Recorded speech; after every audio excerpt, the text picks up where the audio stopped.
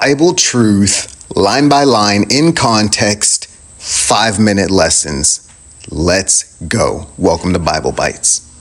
All right, guys, the 5-minute lesson starts now. All right, last time we left off with Romans 1:14, and we had a question.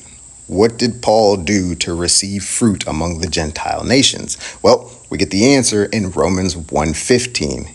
He preached the gospel to the Greeks and the barbarians. Now notice, Paul is talking to believers in the church of Rome, right? He's writing to them. But Paul longs to preach the gospel to the church, just like he did to the Gentiles. Why? Here, Romans 1:16.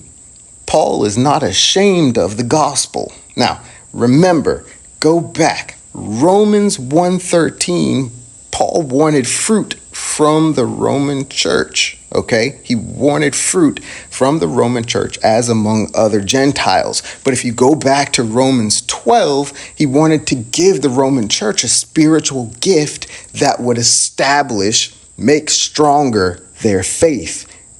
So here we see that Paul wants to come and get fruit from the Roman church just like he was getting from the Gentiles. And what did he do with the Gentiles? He preached the gospel and probably got them saved, salvation. But here, Paul wants to preach the gospel to people who are already saved so he can get fruit again. Why? Because no matter what, you're growing faith. Faith. That's awesome. Anyway, Paul, 1:16, right? Paul is not ashamed of the gospel. The way he states that, especially because it's to believers, show Paul is proud of the gospel, or he finds pride in it. Why?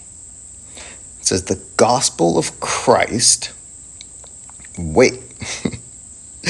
It says the gospel of Christ. Now notice the subtle name shift of the gospel of God to the gospel of his son to the gospel of Christ.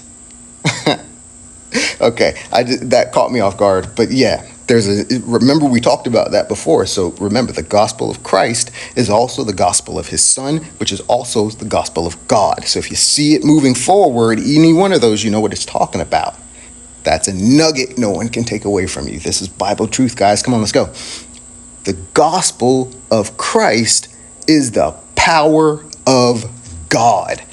Paul is not ashamed of the gospel because the gospel of Christ is the power of God, right?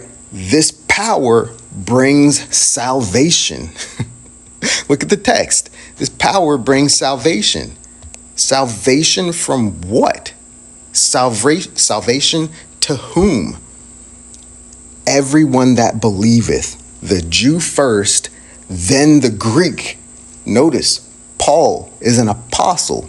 Apostles are messengers. Messengers have a message. The message is the gospel of God or the gospel of Christ, and those messages are written to somebody. So this gospel of God, this gospel of Christ message is for the Jew and the Gentile. Basically, mankind. Remember that first question, or one of the first questions we had back from Romans 1:1, I believe? We just got the answer. I told you, be patient. God is setting it up. Christ is the author. He's the word. He's amazing. He sets it up for you, okay? Let's go. As an apostle, Paul has grace for obedience to the faith. What is this faith? Well, definition. Faith is what you believe in and acting on that belief.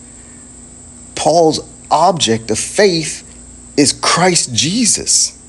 And he acts on this faith by preaching the gospel, because the gospel is the power of God, because it is power that surpasses even the wisest nations and the wisdom of fools. Why? I'm like, this is crazy. Why? Why does it surpass this? Because it places our belief onto God and away from the wisdom of the wise Greeks or the wisdom of the fool barbarians. Man, stop. We are out of time.